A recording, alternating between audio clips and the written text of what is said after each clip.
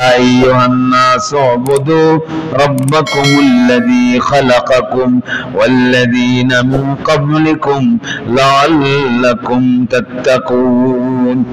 এজন্য আমাদের হাজত প্রয়োজন কার কাছে চাইবো? আল্লাহর কাছে চাইবো। আল্লাহ যদি বৃদ্ধ অবস্থায় সন্তান দিতে পারে, যারা নিঃসন্তান, মুফাসসিরিনে কেরাম লিখছেন এই আয়াতটা বেশি বেশি তেলাওয়াত করবে, আল্লাহর কাছে চাইবে, তো আল্লাহ পাক তাকে তো, যার কন্যা সন্তান দরকার আল্লাহ আমাকে মেয়ে দাও, যার ছেলে সন্তান ছেলে চাইবে, এই আয়াত বেশি বেশি পড়বে, তা আল্লাহ তাআলা ইনশাআল্লাহ দোয়ার বরকতে ইনশাআল্লাহ তাকে সন্তান দান করবেন। এটা তো পয়গম্বর আলাইহিস সালাম এই দোয়া করছেন, এটা কবুলকৃত একটা দোয়া। এই জন্য যার যে সন্তান দোয়া চাইবেন, আল্লাহর কাছে কি কোনো কিছু অভাব আছে? কোনো অভাব নেই। আলহামদুলিল্লাহ, আল্লাহ পাকের দরবারে অসংখ্য শুকর, যিনি আমাদেরকে বরকতময় দর্স কোরআনের মজলিসে আমাদেরকে আসার তৌফিক দান করেছেন। এজন্যই সকলে দিল থেকে কালিমাতুশ শুকর আদায় করি আলহামদুলিল্লাহ। আমাদের পূর্বের সূরা বাকারার শুরু থেকে নিয়ে 20 নম্বর আয়াত পর্যন্ত আল্লাহ পাক 3 শ্রেণীর মানুষের আলোচনা করেছেন। প্রথম 5টি আয়াতে আল্লাহ মুমিন মুসলমান, যারা রাসূল করিম সাল্লাল্লাহু আলাইহি ওয়াসাল্লাম এবং কোরআনে মাজিদের উপরে যারা ঈমান এনেছে, মুমিন মুসলমানদের একটা পরিচয় আল্লাহ দিয়েছেন। এরপরে আল্লাহ প্রকাশ্যে কাফেরদের আলোচনা করেছেন 2টি আয়াতে। এরপরে 13টা আয়াত আল্লাহ মুনাফিকদের সম্পর্কে আলোচনা করেছেন। আল্লাহ পাক মুমিন, কাফের, মুনাফিকদের পরিচয় দেওয়ার পরে আল্লাহ পাক এই 3 শ্রেণীর লোকদেরকে সম্বোধন করে আল্লাহ একটা দাওয়াত দিচ্ছেন।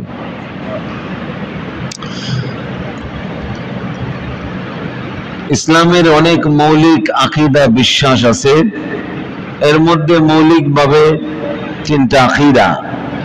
একটা হইল তাওহীদ, আল্লাহর একত্ববাদের বিশ্বাস। একটা হইল রিসালাত, মুহাম্মদ সাল্লাল্লাহু আলাইহি ওয়াসাল্লামের নবুয়ত রিসালাতকে স্বীকার করা। 3 নম্বরে হইল আখিরাত। অনেক শাখা প্রশাখা আছে। মৌলিকভাবে ইসলামের কয়টা আকীদা? 3টা। এই আজকের যে আয়াত কারীমা তেলাওয়াত করেছি, 5টি আয়াত 21, 22, 23, 24, 25 সূরা বাকারার আল্লাহ পাক এই আয়াতগুলিতে তাওহীদ, রিসালাত, আখিরাত সম্পর্কে আলোচনা করেছে।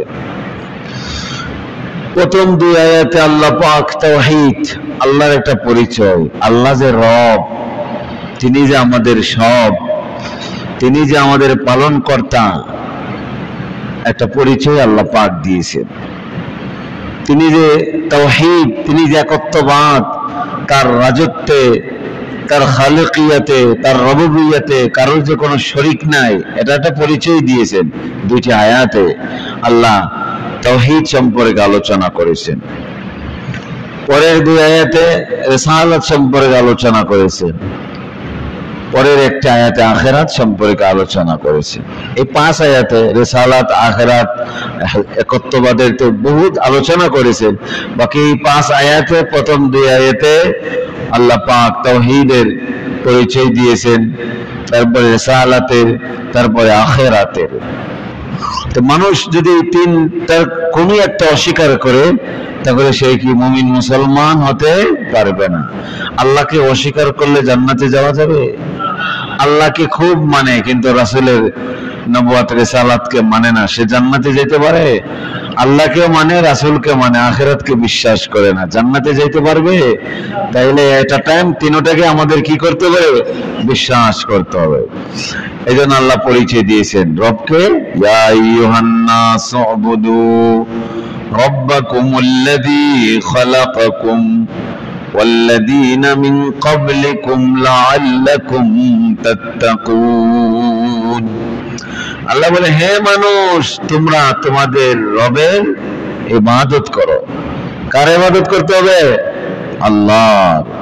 ইয়া আইয়ুহান নাস উবুদু রাব্বাকুম, হে মানুষ তোমরা তোমাদের প্রতিপালকের ইবাদত করো, যিনি সৃষ্টি করেছেন তোমাদেরকে এবং তোমাদের পূর্বে যারা গত হয়েছে তাদেরকে, যাতে তোমরা মুত্তাকি হয়ে যাও।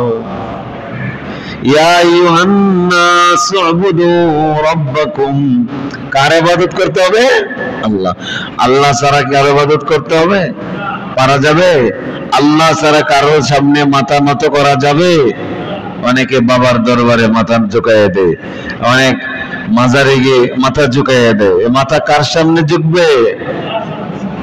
ইয়াকা নাবুদু ওয়া ইয়াকা নাস্তাঈন, সূরা ফাতিহা আল্লাহ পড়েছে, একমাত্র তোমরা আমারই ইবাদত করো এবং আমার কাছেই সাহায্য প্রার্থনা করো। তাহলে ইবাদত কার করতে হবে? সাহায্য কার কাছে? একজনের ইবাদত করব আর একজনের কাছে সাহায্য চাইব? মসজিদে এসে ইবাদত করব আর বাহিরে গিয়ে বাবার কাছে সাহায্য, বাবা আমাকে একটা সন্তান দাও, আমার রিজিকে বরকত দাও, বাবা তুমি আমার ব্যবসার মধ্যে বরকত দাও, এরকম সরাসরি বাবার কাছে চাওয়া যাবে? চাওয়া যাবে না। ইয়া আইয়ুহান নাস উবুদু রাব্বাকুম, হে মানুষ তোমরা তোমাদের প্রতিপালকের ইবাদত, যিনি তোমাদের কি করছেন? সৃষ্টি করেছেন। শুধু তোমাদের না, তোমাদের পূর্বে যারা ছিল তাদেরকেও সৃষ্টি করেছেন, লাআল্লাকুম তাত্তাকুন, যাতে তোমরা মুত্তাকি হয়ে যাও। তাইলে ইবাদত বন্দেগী করলে কি হওয়া যাবে? মুত্তাকি হয়ে যাবে। ইয়া আইয়ুহান নাস, তো বলছিলাম যে ইসলামের মৌলিক আকীদা কয়টা? তিনটা। অনেক আকীদা আছে, এর মধ্যে মৌলিক ভাবে কয়টা? তিনটা। তাওহীদ, রিসালাত, আখিরাত। তো আল্লাহ কোরআনে কারীমের মধ্যে ইয়া আইয়ুহান নাস যেখানে শব্দ ব্যবহার করেছেন, এখানে সকলকে উল্লেখ করেছেন, কিন্তু কোরআনে অধিকাংশ আয়াতে আল্লাহ বলছেন ইয়া আইয়ুহাল্লাযীনা আমানু। যেখানে আমানু বলছেন সেখানে শুধু আল্লাহ মুমিন মুসলমানদেরকে আহ্বান করছেন। ইয়া আইয়ুহাল্লাযীনা আমানু আমিনু বিল্লাহি ওয়া রাসূলিহি, হে ঈমানদাররা তোমরা ঈমান আনো। অর্থ কি? এই তোমাদের ঈমানের যে অবস্থা, এই ঈমান দিয়ে তোমরা পরকালে নাজাত, আর ঈমানটাকে মজবুত করতে হবে। ইয়া আইয়ুহাল্লাযীনা আমানু, তো যত জায়গায় আল্লাহ আমানু বলছেন সেখানে মুসলমানদের উল্লেখ করছেন, আর যেখানে ইয়া আইয়ুহান নাস বলছেন সেখানে মুসলিম অমুসলিম সবাইকে আল্লাহ সম্বোধন করেছেন। পিছনে যে আলোচনা হয়েছে, মুমিনের আলোচনা হয়েছে, কাফেরদের আলোচনা হয়েছে, মুনাফিকদের আলোচনা হয়েছে, সকলকে বলছে হে মুমিন, হে কাফের, মুনাফিক, তোমরা যদি নাজাত আর মুক্তি পাইতে চাও তাইলে তাওহীদ, আখিরাত, রিসালাতকে তোমাদের বিশ্বাস করতে হবে। সামনে যে 5টা আয়াত, এই প্রথম যে 2 আয়াত সেখানে তাওহীদ, এরপরে 2 আয়াতে রিসালাত, এরপরের একটি আয়াতে আখিরাত। তাহলে ইয়া আইয়ুহান নাস বলে পূর্বের যে আলোচনা হয়েছে, মুমিন, সে মুমিন হোক, কাফের হোক, মুশরিক হোক, তোমরা এটার উপর বিশ্বাস রেখে, তাওহীদ, আখিরাত, রিসালাতের উপর বিশ্বাস রেখে যদি তোমরা কবরে যাইতে পারো তাহলে মৃত্যুর সাথে সাথে জান্নাতের নিয়ামত তোমরা ভোগ করতে থাকবে।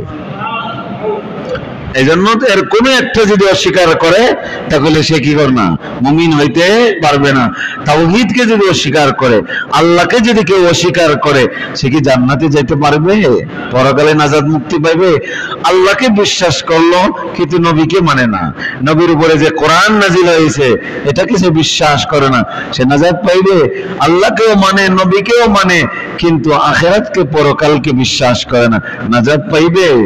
তাহলে আল্লাহ বলছে ইয়া আইয়ুহান নাস উবুদু রাব্বাকুমুল্লাযী খালাকাকুম ওয়াল্লাযীনা মিন ক্বাবলিকুম লাআল্লাকুম তাত্তাকুন। ইয়া আইয়ুহান নাস, হে মানুষ, উবুদু রাব্বাকুম, তোমরা তোমাদের প্রতিপালকের কি করো? ইবাদত বন্দি করো। আল্লাযী খালাকাকুম ওয়াল্লাযীনা মিন ক্বাবলিকুম লাআল্লাকুম তাত্তাকুন, যিনি তোমাদেরকে এবং তোমাদের পূর্বে যারা ছিল তাদেরকে সৃষ্টি করেছেন। কে? আল্লাহ। এই আয়াতে মুহাম্মদ সাল্লাল্লাহু আলাইহি সাল্লামের উম্মতের শ্রেষ্ঠত্ব বর্ণনা করছেন যে তোমাদের পূর্বে যে উম্মত গিয়েছে আর তোমাদেরকে, তার বুঝাইছে যে তোমাদের পূর্বে তা তোমাদের পরে আর কোন উম্মত আসবে না। পরে কোন উম্মত আসবে? আমাদের নবীর পরে কি আর কোন নবী আসবে? আমাদের এই নবীর উম্মতের পরে কি আর কোন নবীর উম্মত আসবে? তাহলে এই উম্মতের, এই নবীর উম্মতের শ্রেষ্ঠত্ব আল্লাহ বর্ণনা করেছেন যে কিয়ামত পর্যন্ত এই নবীর উম্মত বাকি থাকবেন। ইয়া আইয়ুহান নাস উবুদু রাব্বাকুমুল্লাযী খালাকাকুম ওয়াল্লাযীনা মিন ক্বাবলিকুম লাআল্লাকুম তাত্তাকুন। আল্লাহ কি বলছেন? ইয়া আইয়ুহান নাস উবুদু রাব্বাকুম, তোমরা তোমাদের রবের ইবাদত বন্দি করো। উবুদিল্লাহ তো বলতে পারতেন, এখানে উবুদিল্লাহ, তোমরা আল্লাহর ইবাদত করো না, বলছে তোমরা তোমাদের রবের ইবাদত করো। রব কে? রব তো এমন এক সৃষ্টিকর্তা যিনি বান্দার যখন যে প্রয়োজন পুরা করেন, তিনি হইলেন রব, পালন কর্তা। আমরা যে মায়ের গর্ভে ছিলাম তখন আল্লাহ পালেন নাই? তখনও তো আল্লাহ আমাদের পালার ব্যবস্থা করছেন। দুনিয়াতে যখন আসলাম শিশু অবস্থায় তখনও তো তিনি আমাদেরকে পালছেন। আমরা অসহায় ছিলাম, কথা বলতে পারতাম না, হাঁটতে পারতাম না, পারতাম নিজের ইচ্ছায় উঠতে পারতাম, নিজের ইচ্ছায় বসতে পারতাম, শুতে পারতাম, চলাফেরা কিছু করতে পারতাম না। এই রব আস্তে আস্তে আমাদেরকে বড় করে আমাদের চলার উপযোগী করেছেন। এই রব আমাদের জন্য মায়ের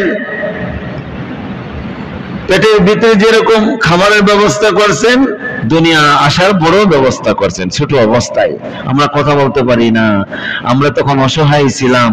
এই অবস্থায় যিনি আমাদের সৃষ্টিকে আল্লাহ রব কে যখন যেটা প্রয়োজন দিয়েছেন। আমাদের ছোটবেলায় যদি দাঁত দিয়ে দিতেন তাহলে এই দাঁত দিয়ে খাবার আমার পেটকে আমাদের হজম হইতো। পাকস্থলী তখন ছিল একেবারে কাঁচা, ওটার ভিতরে শক্ত খাবার গেলে পেট নষ্ট হয়ে যেত। তখন আল্লাহ পাক দাঁত দেন নাই। যখন আমরা শক্ত খাবার খেতে পারবো তখন আল্লাহ আমাদের কি দিয়েছেন? দাঁত দিয়েছেন। দাড়ি কি ছোট অবস্থায় হয় না যখন বয়স হয় তখন দাড়ি হয়? ছোট অবস্থায় দাড়ি দিছেন। ছোট অবস্থায় দাড়ি দিলে দাড়ি কত করতে পারো? ধুলা বালু দিয়ে সব একাকার মাখাইয়া ফেলবে, ঠিক আছে না? বাচ্চাদের কাজে তো এটা, কিছু পাইলেই ঘরে আটা হোক চাউল হোক সবগুলি ছিঁড়ে ছড়ায় একেবারে আটা দিয়ে গোসলও করতেছে, এমন দেখেন নাই? তো আল্লাহ যখন বান্দার যেটা প্রয়োজন তিনি কে? রব। ইয়া আইয়ুহান নাস উবুদু রাব্বাকুমুল্লাযী খালাকাকুম ওয়াল্লাযীনা মিন ক্বাবলিকুম লাআল্লাকুম তাত্তাকুন। আল্লাহ কোরআনে কারীমের পয়গম্বর আলাইহিস সালামের মাধ্যমে যত দোয়া আমাদেরকে শিখাইছেন, সব দোয়ার শুরুতে রব্বানা, হে আমাদের প্রতিপালক, রব্বানা যালামনা, রব্বানা আছে না, রব্বানা আতিনা ফিদ দুনিয়া হাসানাতাও ওয়া ফিল আখিরাতি হাসানা ওয়া কিনা আযাবান নার। সেখানে আল্লাহ তুমি দুনিয়ারও কল্যাণ দান করো, আখিরাতের কল্যাণ দান করো, জাহান্নামের আযাব থেকে আমাদেরকে হেফাজত করো। রব্বানা যালামনা আনফুসানা, আল্লাহ আমাদের নিজের উপর আমরা জুলুম করেছি, অনেক গুনাহ করে ফেলেছি। ওয়া ইল্লাম তাগফির লানা ওয়া তারহামনা, তুমি যদি আমাদেরকে মাফ না করো, তুমি যদি আমাদের দয়া না করো, তাহলে তো আমরা ক্ষতিগ্রস্ত হয়ে যাব। তাহলে রব, আমরা রব এমন একটা শব্দ, ওই যে রূহ জগতে আল্লাহ প্রশ্ন করেছিলেন সমস্ত রূহকে, আলাস্তু বিরাব্বিকুম, আমি কি তোমাদের রব নই? আমরা কি বলছিলাম? কালু বালা। তাইলে রবের ওই রূহ জগতের সাথে রবের একটা কি আছে? সম্পর্ক আছে। এই জন্য দুনিয়াতে আসার পর আল্লাহ বলতেছেন যে রব ওই রূহ জগতে তোমাদেরকে রূহগুলি সৃষ্টি করেছেন, যে রব তোমাদেরকে মায়ের পেটে পাঠাইছেন, যে রব তোমাদেরকে দুনিয়ার পেটে পাঠাইছেন, আবার তোমরা কবরে যাইবা, সেখান থেকে উঠাইবে, সেই রবের ইবাদত বন্দেগী করো।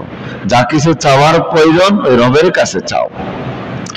ইনি তো এমন এক দেনেওয়ালা, ইনি তো এমন এক দেনেওয়ালা যে আমাদের বিবিকে আমাদের বুদ্ধি আমাদের মেধায় এটা বুঝে আসে না, যেটা কিভাবে সম্ভব, যেটা আমাদের পক্ষে সম্ভব না এটা আল্লাহর পক্ষে কি সম্ভব, যেটা আমাদের অসম্ভব আল্লাহর পক্ষে কি সম্ভব।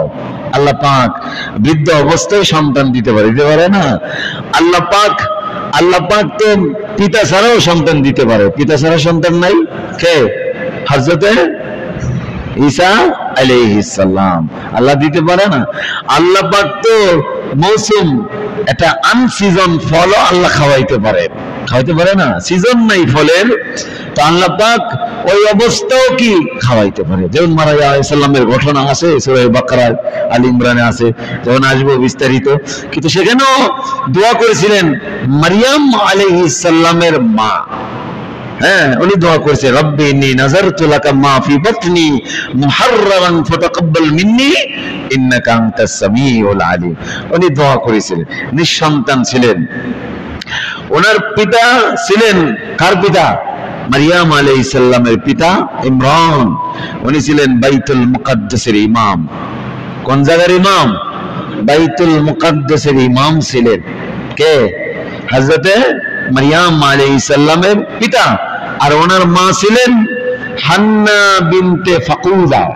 তো মা নিঃসন্তান অবস্থায় তো সন্তানের জন্য আল্লাহর কাছে দোয়া করছেন, রব্বি ইন্নী নাযারতু লাকা মা ফি, আল্লাহ আমি মান্নাত করলাম যদি তুমি আমাকে একটা সন্তান দান করো তাহলে আমি এটা বাইতুল মুকাদ্দাসের খেদমতের জন্য ওয়াকফ করে দিব।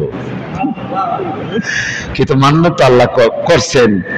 হ্যাঁ, رب إني نذرت لك ما في بطني محررا فتقبل مني إنك أنت السميع العليم فلما وضعتها قالت رب إني وضعتها أنثى والله أعلم। তো মান্নাত করলেন, আল্লাহ পাক ওনার দোয়া আল্লাহ কবুল করলেন। কিন্তু ওনার ইচ্ছা ছিল যে একটা পুত্র সন্তান হবে, কিন্তু মেয়ে সন্তান হয়েছে। ওয়ালাইসা যাকারু কাল উনসা। আল্লাহ বলেন মেয়ে তো আর পুরুষের মতো হইতে পারে না। আল্লাহ বলেন এই মেয়ের সম্পর্কে আমি জানি, তোমরা জানো না, আমি জানি। এটা এমন আমি এক মেয়ে দিয়েছি যে এই মেয়ের গর্ভে আমি এক নবী দান করব যার নাম ঈসা আলাইহিস সালাম। উনি যে এই দোয়া করলেন আল্লাহ পাক এই দোয়াকে কবুল করলেন, বাইতুল মুকাদ্দাসের জন্য ওয়াকফ করে দিলেন। এখন সন্তান তো হইলেন মহিলা, কিন্তু আল্লাহ বাইতুল মুকাদ্দাসে কামরা। এখন এখানে যে সন্তান নেবেন বাইতুল মুকাদ্দাসের খাদেম ছিলেন বহুত, প্রায় 27 জনের মধ্যে লেখছেন তাফসীরের কিতাবের মধ্যে। এখন সবাই বলেন ওনার দায়িত্ব লালন করা, আমি নিব। কিন্তু হযরত জাকারিয়া আলাইহিস সালাম হযরত মারিয়াম আলাইহিস সালামের কি ছিলেন? খালু ছিলেন। বলেন আমি নিব, আত্মীয় হিসেবে তো আমার দায়িত্বটা বেশি। বলে না, আপনি নেওয়া যাবে না। এখন কি করা যাবে সমাধান? তো সবাই হাতে কলম ছিল, কলম, যে কলমগুলি নদীর মধ্যে ফালাইবেন, যার কলমটা বেশি উঠবে সেই দায়িত্ব নেবেন। সবার কলম ফালাইলেন, হযরত জাকারিয়া আলাইহিস সালামের কলমটাই বেশি উঠলেন। এই দায়িত্ব নিলেন। আমার বলার উদ্দেশ্য রব কেমন, ঘটনাটা অনেক বড়। যে রব তো তিনি, যে জাকারিয়া আলাইহিস সালাম তো দায়িত্ব নিলেন। একদিন উনি দূরে চলে গেলেন, একটু দূরে চলে গেলেন, ভুলে গেলেন ওনার খোঁজ খবর নেওয়ার জন্য। ভুলে গেলেন, আরে খাবার টাবারের তো কোনো ব্যবস্থা হইলে না। এখন ঘরে আসলেন, এসে দেখেন মাশাআল্লাহ ওনার এখানে বিভিন্ন রকমের ফল ফলাদি। আন্না লাকি হাযা ক্বালাত হুয়া মিন ইনদিল্লাহ। বলে মারিয়াম তুমি এই ফল তুমি কোথায় থেকে পাইলা? বলে এগুলি আল্লাহ পাক ব্যবস্থা করেছে। যেটা এমন ফল যে ফলটা কি আনসিজন, সিজন নাই, এমন ফল ফলাদির ব্যবস্থা করলেন। তো জাকারিয়া আলাইহিস সালামেরও কি ছিলেন না, কোন সন্তান ছিলেন না। তো জাকারিয়া আলাইহিস সালাম যখন দেখলেন হায় একজন নিঃসন্তান, দোয়া করলেন, আল্লাহ তাকে সন্তান দিলেন, আনসিজনের ফল দিলেন, তাহলে আল্লাহ আমাকে বৃদ্ধ বয়সে সন্তান দিতে পারেন। হুনালিকা দা জাকারিয়া রাব্বা قال رب هب لي من لدنك ذرية طيبة إنك سميع الدعاء। উনি আল্লাহর কাছে দোয়া করলেন রব্বি হাবলি মিন লাদুনকা যুররিয়াতান তাইয়্যিবা, আল্লাহ আমাকে একটা উত্তম সন্তান দান করো। ইন্নাকা সামিউদ দুআ, আল্লাহ তার দোয়া কি শুনেছেন। এই বৃদ্ধ বয়সে আল্লাহ জাকারিয়া আলাইহিস সালাম যখন দেখলেন মারিয়াম আলাইহিস সালামের আল্লাহ পাক আনসিজন ফল দিতেছেন, আল্লাহ পাক ইমরান আলাইহিস সালামের গর্ভে সন্তান দিয়েছেন যার নাম কি মারিয়াম, তাহলে আমাকে তো আল্লাহ দিতে পারেন। মানুষ যখন একটা কিছু দেখে তখন অন্য উৎসাহ হয় না, যে মুখে দিছে আমাকে তো দিতে পারে। যে আমাদের এই যে আবু সাইদ, সে যখন বুক পেতে দিলেন হাজার হাজার মানুষ বুক পাতার জন্য সাহস পাইছেন, একজনের কারণে অন্যরা কি উৎসাহ হয়। তো মারিয়াম আলাইহিস সালামের অবস্থা আনসিজন ফল দেখে হযরত জাকারিয়া আলাইহিস সালামও বলেন না আমাকে আল্লাহ দিতে পারেন। তো বুড়া বয়সে আল্লাহর কাছে দিলেন, আল্লাহ আমার তো হাড্ডিগুলি দুর্বল হয়ে গেছে, চুল পেকে গেছে, কিভাবে আমার সন্তান? আল্লাহ বলে এইভাবে হবে। আল্লাহ বৃদ্ধ বয়সে ওনাকে একটা সন্তান দিয়েছেন এবং এই সন্তানের নাম কি হবে সেটাও আল্লাহ রেখে দিয়েছেন। সাথে সন্তানের নাম ছিলেন হযরত ইয়াহইয়া আলাইহিস সালাম। কি ইয়াহইয়া আলাইহিস সালাম। তো রব তো তিনি যার কাছে আমরা চাইবো, রবের সাথে যার ভাব হবে। আমাদের বুজুর্গ বলেন রবের সাথে তুমি ভাব কায়েম করো, সম্পর্ক কায়েম করো। রবকে আমাদের আল্লাহ সৃষ্টিকর্তা, তার সাথে তোমার ভাব হয়, তাইলে তোমার কোনো কিছুর অভাব হবে না। যার সাথে রবের সাথে সম্পর্ক, আল্লাহর সাথে সম্পর্ক, তার কি কোনো কিছু অভাব হবে? এই জন্য আল্লাহ পাক সেটাই বলতেছেন, ইয়া আইয়ুহান নাস উবুদু রাব্বাকুমুল্লাযী খালাকাকুম ওয়াল্লাযীনা মিন ক্বাবলিকুম লাআল্লাকুম তাত্তাকুন। এজন্য আমাদের হাজত প্রয়োজন কার কাছে চাইবো? আল্লাহর কাছে চাইবো। আল্লাহ যদি বৃদ্ধ অবস্থায় সন্তান দিতে পারে, যারা নিঃসন্তান, মুফাসসিরিনে কেরাম লিখছেন এই আয়াতটা বেশি বেশি তেলাওয়াত করবে, আল্লাহর কাছে চাইবে। তো আল্লাহ পাক তাকে তো যার কন্যা সন্তান দরকার, আল্লাহ আমাকে মেয়ে দাও, যার ছেলে সন্তান সে ছেলে চাইবে, এই আয়াত বেশি বেশি পড়বে, তা আল্লাহ তাআলা ইনশাআল্লাহ দোয়ার বরকতে ইনশাআল্লাহ তাকে সন্তান দান করবেন। এটা তো পয়গম্বর আলাইহিস সালাম এই দোয়া করছেন, এটা কবুলকৃত একটা দোয়া। এই জন্য যার যে সন্তান দোয়া চাইবেন, আল্লাহর কাছে কি কোনো কিছু অভাব আছে? কোনো অভাব নেই। আইয়ুহান নাস উবুদু রাব্বাকুমুল্লাযী খালাকাকুম ওয়াল্লাযীনা মিন ক্বাবলিকুম লাআল্লাকুম তাত্তাকুন। এজন্য আমাদের হাজত প্রয়োজন কার কাছে চাইবো? আল্লাহর কাছে চাইবো। আল্লাহ যদি বৃদ্ধ অবস্থায় সন্তান দিতে পারে, যারা নিঃসন্তান, মুফাসসিরিনে কেরাম লিখছেন এই আয়াতটা বেশি বেশি তেলাওয়াত করবে, আল্লাহর কাছে চাইবে।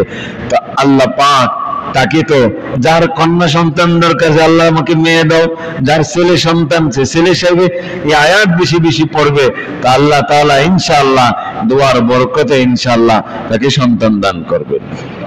এটা তো পয়গম্বর আলাইহিস সালাম এই দোয়া করছেন, এটা কবুলকৃত একটা দোয়া। এই জন্য যার যে সন্তান দোয়া চাইবেন, আল্লাহর কাছে কি কোনো কিছু অভাব আছে? কোনো অভাব নেই। আমার এই বাগনির জামাই, আমার নাতিন হইলে 5 জন, বাগনির ঘরে সন্তান নাতি না, তে নাতিন হইলে কয়জন? 5 জন। তে 1 জন 2 জন 3 জন ছেলের জন্য অনেক দোয়া। আমি এই দোয়াই বলছি আমল করেন, এই আমল করেন।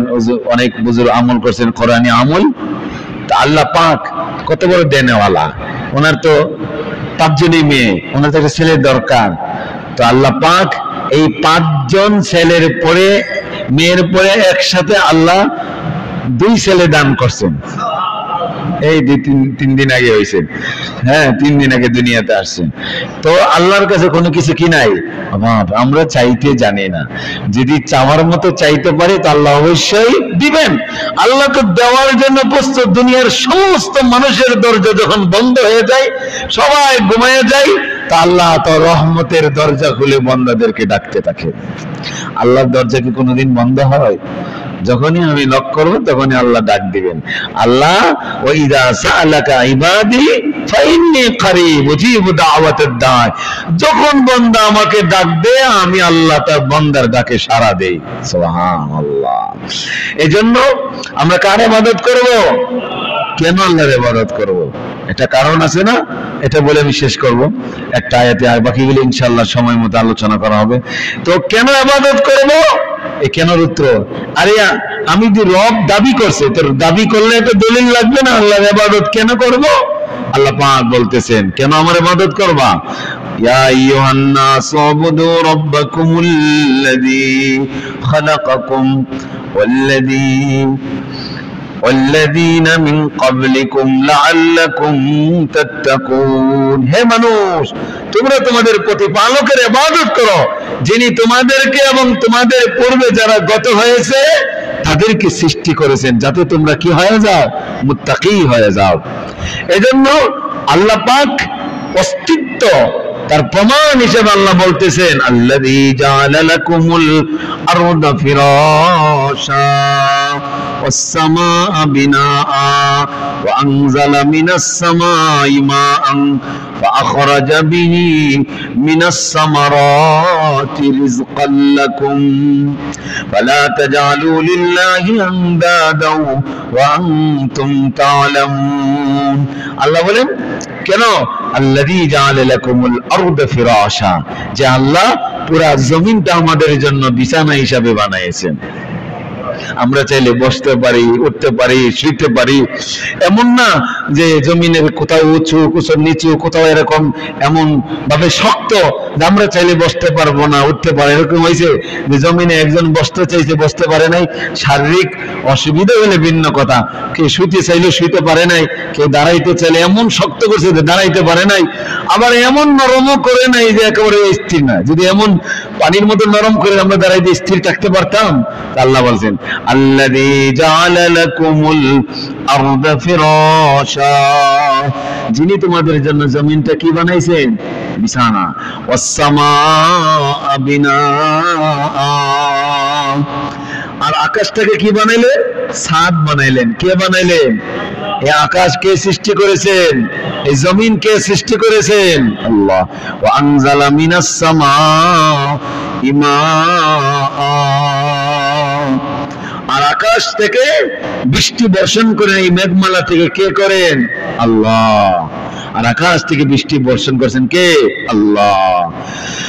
ওয়ানজালা মিনাস সামাই মাআ ওয়া আখরাজা বিহি মিনাস সামারাতি রিজকাল লাকুম।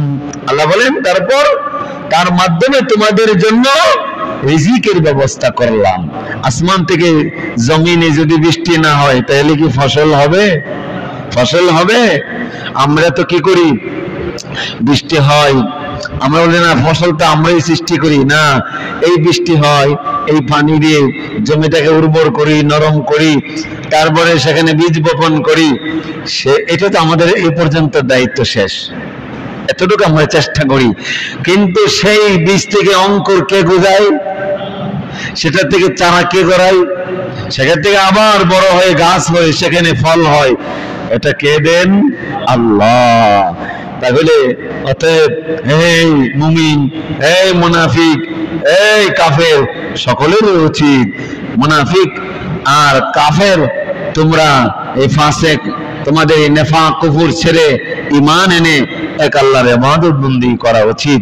যেতে এত নিয়ামত তোমরা ভোগ করতেছো, হাজারো নিয়ামত তোমরা, তোমাদের জন্য আসমান থেকে বৃষ্টি বর্ষণ করে এই বৃষ্টির পানি দ্বারা তোমাদের জন্য বিভিন্ন রিজিকের ফল ফলাদির ব্যবস্থা যিনি করতেছেন, সেই আল্লাহর ইবাদত বন্দি করা উচিত না?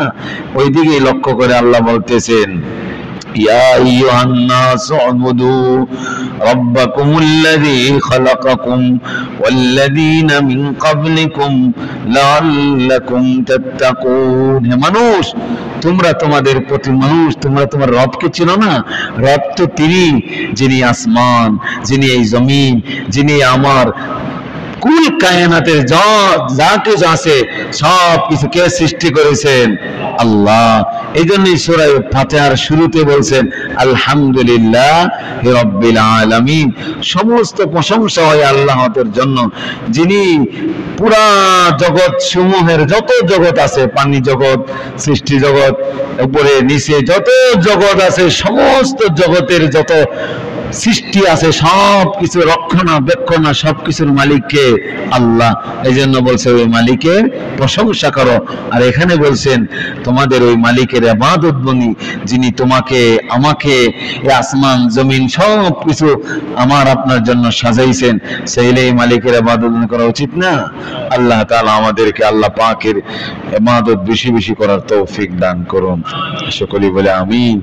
ওয়া আখির আলহামদুলিল্লাহ।